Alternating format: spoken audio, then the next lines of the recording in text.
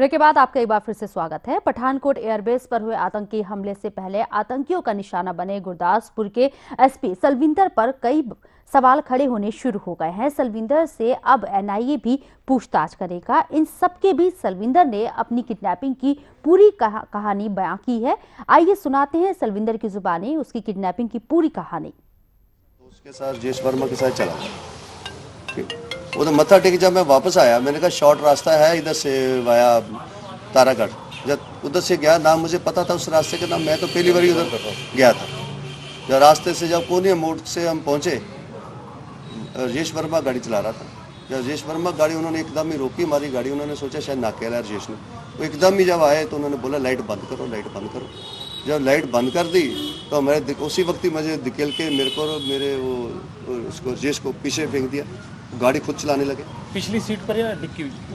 हमें तो सेंट्राइज सीट में फेंक दिया और उसको पीछे डिक्की में ले गए। तो जो मेरा दूसरा था वो इधर ले गया। फिर क्या हुआ? उसके बाद ले गए, हमें नीचे पता नहीं चला कि क्या कहाँ जाना का। मुझे आंखें उन्होंने बंद कर दी, उन्होंने मेरी आंखें बंद करने के बाद मुझे पता नहीं चला अभी कहाँ ले गए, कैसे ले गए। कितनी देर बाद आपको उस गाड़ी से उतारा गया? भाई मेरा ख्याल है भाई आधा पौना घंटा, मेरा ख्याल है मेरे साथ उधर लेके गए मुझे। और लेने के बाद मुझे जब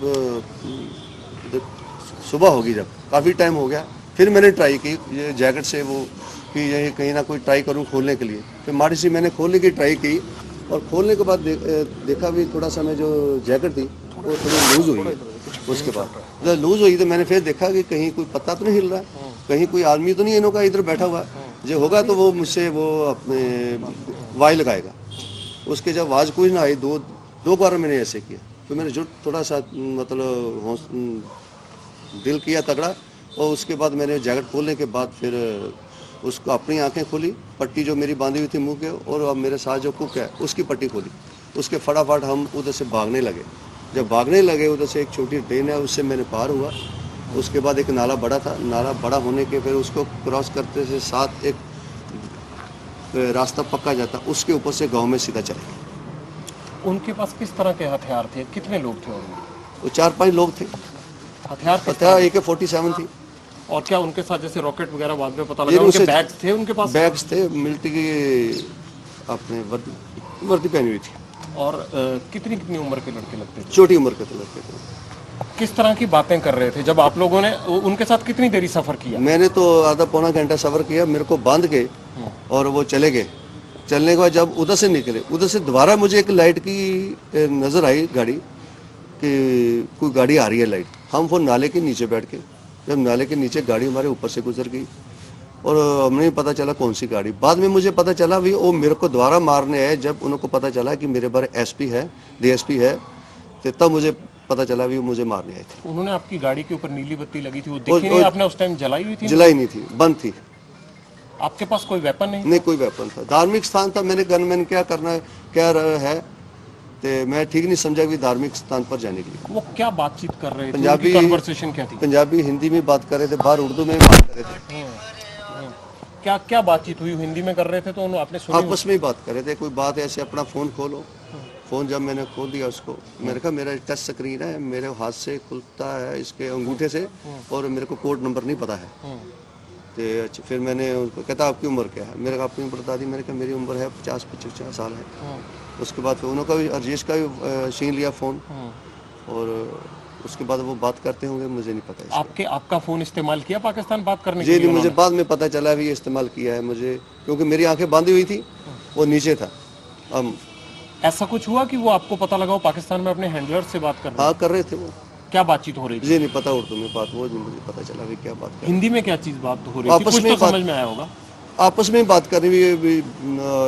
अगर नीचे कोई उठा, ऊपर खड़ा हुआ, कोशिश की तो इल्ज़ाम आपका बहुत भुगतना पड़ेगा। जहाँ किसी को बताया कल शाम तक आपने उधर ही रहना है, अगर जो ना रहे तो फिर आपका इल्ज़ाम भुगतना पड़ेगा, आपको पता है। कोई एयरफोर्स स्टेशन के बारे में बात नहीं, हो रही थी? मेरे से ऐसी कोई बात नहीं हुई। और आपको जब बिठाया था उन्होंने गाड़ी में, आपके हाथ पैर बांध रखे थे, तो क्या आपके ऊपर हथियार थे? आपने कोशिश नहीं कभी भी कि मैं इनसे लड़ सकूं या कुछ? आपने ऐसा कोई प्रयास किया? मैंने मेरी बाजू नहीं बिल्कुल पीछे बांधी थी नीचे। मैं कोशिश करता भी, अगर मेरे पास हथियार होता, जहाँ गन में ना, फिर तो मेरे को मार ही देना था। उन्होंने पता चल जाता ये पुलिस अफसर है, फिर तो छोड़ना ही नहीं था। क्योंकि जब दोबारा पता आए उनको पता चला पुलिस अफसर है, और फिर मुझे मारने आए। वो कैसे पता लगा उनको गाड़ी में कि ये पुलिस अफसर है? वो एक फोन गया था मेरे। बढ़ते आगे, इलाहाबाद में अतिक्रमण हटाने पहुंची पुलिस टीम पर लोगों का गुस्सा फूट पड़ा। आलम यह था कि लोगों को काबू करने के लिए पुलिस को एड़ी चोटी का जोर लगाना पड़ा और कई थानों की पुलिस के साथ शहर के तमाम आला अधिकारी मौके पर पहुंच गए। आग की लपटों से घिरी बस, टूटी पड़ी मोटरसाइकिल, सड़कों पर फैले ईंट पत्थर और मौके पर भारी तादाद में मौजूद फोर्स। ये नजारा है इलाहाबाद के फाफा मऊ इलाके का। दरअसल यहाँ पुलिस टीम अतिक्रमण हटाने पहुंची थी, लेकिन अचानक भीड़ उग्र हो गई और पुलिस पर पथराव करना शुरू कर दिया। लोग सिर्फ यही नहीं रुके, इसके बाद उन्होंने रोड जाम कर गाड़ियों में जमकर तोड़फोड़ की, साथ ही एक बस को आग के हवाले कर दिया। हालांकि अब पुलिस दावा कर रही है कि हालात पूरी तरह से काबू में है और अब पुलिस बवाल मचाने वालों के खिलाफ कार्रवाई की तैयारी कर रही है। बवाल कंट्रोल में है। अभी घटना अतिक्रमण के हटाने के दौरान हुआ है। कुछ लोग रोड जाम करके पथराव किए थे, तो उसी दौरान एक बस में आग लगाई थी। तो अभी कंट्रोल में है, हमारी फोर्स थोड़ी पहुंच गई है और अभी सबको चिन्हित करके इनके खिलाफ कार्रवाई किया जाएगा। बवाल की खबर मिलते ही पुलिस प्रशासन में हड़कंप मच गया और आनन फानन में भारी पुलिस फोर्स मौके पर पहुंच गई, जिसके बाद कड़ी मशक्कत के बाद बवाल काट रही भीड़ पर काबू पाया जा सका। खबर ये है कि अतिक्रमण दस्ते से किसी एक धार्मिक स्थल को नुकसान पहुंचा है। अब इतने बड़े बवाल की वजह यही है या लोग अपने आशियाने उजड़ जाने के डर से उत्पाती हो गए, ये तो जांच के बाद ही साफ हो पाएगा। आलोक मालवीय, इंडिया क्राइम, इलाहाबाद। जब देश की सेवा करते हुए कोई पुलिसकर्मी शहीद हो जाता है, उस वक्त सहानुभूति दिखाने के लिए नेताओं से लेकर अधिकारियों तक का तांता लग जाता है। सरकार शहीदों के परिवार में से किसी एक व्यक्ति को सरकारी नौकरी देने का भी वादा करती है, लेकिन जमीनी हकीकत कुछ और ही है। सरकार के वादे के बाद भी शहीदों के परिवारों को सालों तक नौकरी के लिए भटकना पड़ता है। आलम यह है कि अब शहीदों के परिवार अपना हक पाने के लिए धरना प्रदर्शन करने को मजबूर है। लखनऊ के जीआरपी पार्क में ये लोग इसलिए जमा हुए हैं क्योंकि प्रदेश की अखिलेश सरकार ने इनके साथ फरेब किया है। जब इनके परिवार के लोगों ने नौकरी के दौरान अपने प्राण त्याग दिए थे, उस वक्त इन्हें बताया गया था कि सरकार इनके परिवार में से किसी एक को सरकारी नौकरी देगी, लेकिन ये लोग नौकरी के लिए सालों से अधिकारियों के दफ्तरों के चक्कर लगा रहे हैं और अब इन्हें बताया गया है कि सरकार ने अपनी पॉलिसी बदल दी है। अगर सरकारी नौकरी पानी है तो इसके लिए टेस्ट भी देना पड़ेगा और 28 मिनट तक दौड़कर भी दिखाना पड़ेगा। ये एक नई नियमावली आए हैं 2015 में, जिसके तहत फ्रेश भर्ती अगर 2000 निकालते हैं तो उस भर्ती पे 5% का कोटा लगाया जाएगा आश्रितों पे, जिसका मतलब 100 लड़के लिए गए, 2000 पे 100 लड़के आश्रित लिए जाएंगे और प्लस 28 मिनट की रनिंग की जाएगी और लिखित परीक्षा भी ली जाएगी, वो आश्रितों के लिए। अब यहाँ पर हम इसलिए बैठे हुए हैं कि जो आश्रित बंदा है उसको ये नहीं पता है कि उसके पिताजी की मृत्यु हो जाएगी, तो उनको किसी चीज़ की तैयारी का उनको कोई मौका नहीं दिया जाता है कि भाई नहीं, उनको मौका मिलता है कि हमें तैयारी करनी है। और जो सीधी भर्ती है उनको तैयारी करने का मौका मिलता है। तो यहाँ पर लेडीज़ जैसे हमारे साथ बैठी हुई हैं, वो 45 साल की लेडीज़ हैं, वो 28 मिनट में, 16 मिनट में नहीं दौड़ सकती हैं। इनमें से किसी के पिता ने बदमाशों से लोहा लेते हुए देश की सुरक्षा के लिए अपनी जान न्यौछावर कर दी, तो किसी के पिता की नौकरी के दौरान किसी दूसरी वजह से मौत हो गई। नियम के तहत मौत के बाद मृतक पुलिसकर्मियों के बेटों को मृतक आश्रित कोटे के तहत नौकरी दी जाती है, लेकिन सालों की जद्दोजहद के बाद भी ये आज भी बेरोजगार हैं। अफसोस होता है कि इन्हें मृतक आश्रित कोटे से सरकारी नौकरी देने का वादा कर चुकी अखिलेश सरकार इनकी सुध लेने के लिए भी राजी नहीं है। हमारी फाइल जनवरी 15 में संतुष्टि हो गई PHQ, तब से हम लोगों को भर्ती नहीं हो रही है, तो भर्ती को लेकर के हम लोग बैठे हुए हैं। जियो में भी कुछ 15.5 में कुछ संशोधन हुआ है, तो हम लोग चाह रहे हैं जिस नियम के अंतर्गत हमारी फाइल गई है वहाँ पे जो हुआ है उसी के नियम के अंतर्गत हम लोगों को नौकरी दी जाए।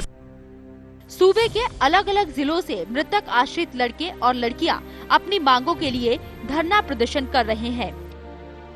इनकी सरकार से मांग है कि पुराने नियमों के तहत मृतक आश्रित कोटे के तहत इन्हें नौकरी दी जाए। साथ ही इन्होंने चेतावनी भी दी है कि अगर सरकार इन्हें अपने वादे के मुताबिक नौकरी नहीं देगी तो ये लोग सामूहिक आत्मदाह करने पर मजबूर हो जाएंगे। अशरुल, इंडिया क्राइम, लखनऊ। और अब एक नजर हेडलाइंस पर। पठानकोट हमले से पहले अगवा एसपी सलविंदर ने की मीडिया से बातचीत, कहा मैं पीड़ित हूं, संदिग्ध नहीं, आतंकियों से मिली भगत साबित हुई तो जान से मार देना। मथुरा में फौजी गैंग के 8 सदस्य गिरफ्तार, लूट और हत्या की कई वारदातों का खुलासा, सेना की वर्दी पहनकर देते थे वारदात को अंजाम, सेना से सस्पेंड 2 जवान भी शामिल। उत्तराखंड के उधम सिंह नगर से बीजेपी सांसद और प्रदेश प्रवक्ता बलराज ने सूबे की कानून व्यवस्था पर उठाए सवाल, कहा कानून व्यवस्था सुधारने में पूरी तरह फेल रही रावत सरकार, 2017 में कांग्रेस सरकार का जाना तय। उत्तराखंड के अल्मोड़ा में चोरों का आतंक जारी, एक ही रात में 3 घरों को बनाया निशाना, चोरों को पकड़ने में नाकाम पुलिस के खिलाफ ग्रामीण ने दी आंदोलन की चेतावनी। संगम नगरी इलाहाबाद में अतिक्रमण हटाने पहुंची पुलिस टीम पर लोगों ने बरसाई ईंट पत्थर, उग्र भीड़ ने वाहनों में तोड़फोड़ के बाद की आगजनी, भारी पुलिस फोर्स तैनात। और ऑटो ड्राइवर के बेटे ने बनाया क्रिकेट इतिहास का सबसे बड़ा score, inter school cricket tournament में मुंबई के प्रणव ने एक पारी में ठोके नाबाद 1009 रन।